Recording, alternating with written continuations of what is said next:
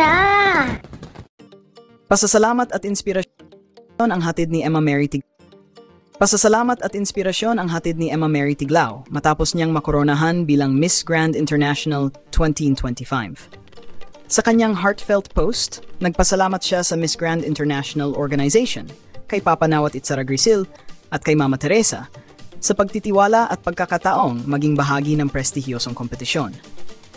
Lubos din niyang pinasalamatan ang mga Pilipino na walang sawang sumuporta sa kanya mula simula hanggang tagumpay.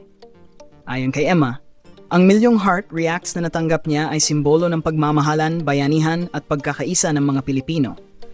Dahil dito, ipinakita ng bansa kung ano ang tunay na diwa ng pagiging isang lahi.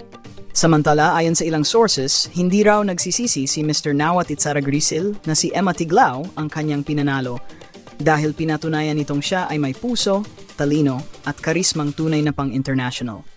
Sa mga event at public appearances ni Emma, kapansin-pansin ang respeto at paghanga ng mga tao sa kanya, dahilan kung bakit patuloy siyang tinuturing na isa sa pinakamamahal na Miss Grand winners sa kasaysayan. Tunay nga, si Emma ay hindi lang reyna ng kagandahan, kundi reyna ng puso ng milyon-milyong Pilipino.